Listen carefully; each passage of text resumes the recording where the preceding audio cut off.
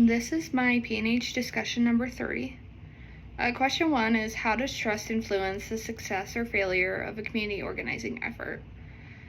Trust is a huge factor in whether people can work together, and working together is a key aspect of community organizing. So if no one can get along and work towards a common goal, then nothing can get accomplished. Trust also builds relationships, which in turn engage participation. So if you're seen as untrustworthy, no one will want to help you. Question 2, what strategies can be used to build authentic relationships with diverse community members? Relating to people can help build these authentic relationships, which can be done through like the behavior you use or the topics you talk about. Finding commonalities between yourself and others can help build a recognition of similarity that helps build a foundation for these relationships. Simply talking like another person or standing the same way they do can also help this recognition. And you must also realize that making an impact on someone or causing them to feel something can leave a bigger impression than the actions you take. Question 3 is, how do you rebuild trust in a community that has experienced broken promises or neglect? I think one of the first steps is to make sure that you recognize and acknowledge what the community has gone through. Ignoring it will only make the distrust worse, but showing the community how you are different and proving to them that you will not break their trust is key. And so you also need to be completely honest with the community members. If you're caught being dishonest, you will never be able to build the trust again.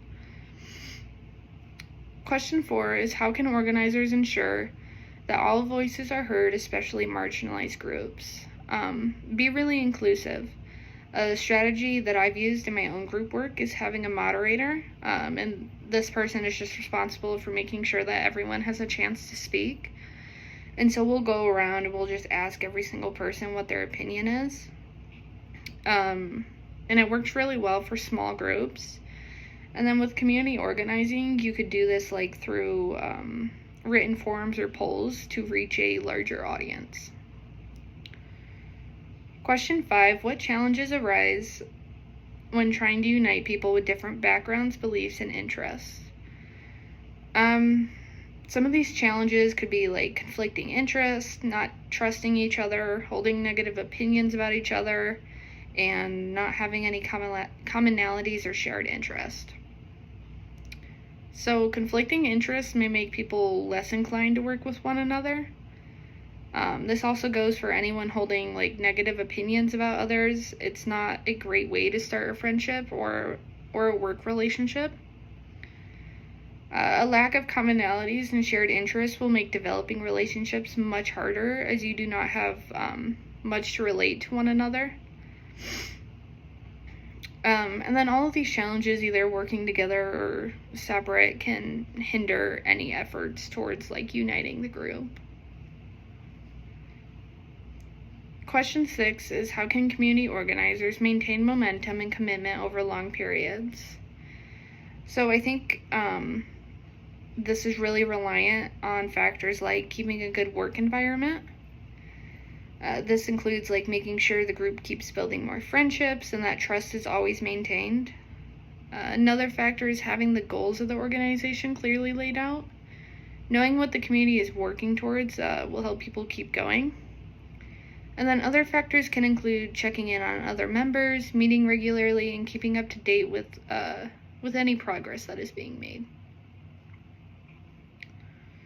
Question 7, what happens when personal relationships and movement goals conflict? How should organizers handle this? So when personal relationships and movement goals conflict, it can cause separation in the group and loss of participation or membership. It can also cause a loss of openness and trust in conversation. So organizers should handle this by like addressing the issue as soon as possible. The longer it goes on, the bigger it can become and the more problems it can cause. And so You should also make clear that personal relationships should not hinder the goals of the group. Don't be insensitive about it, but make it clear that personal problems have no role in the group or the group's work. And then question 8 is, what lessons about relationship building can we take from historical social movements? So we've learned that change doesn't happen overnight. It takes time, strength, endurance, and a belief that you can succeed. And it requires a lot of work. So you have to be ready to spend a lot of time and energy fighting for the change.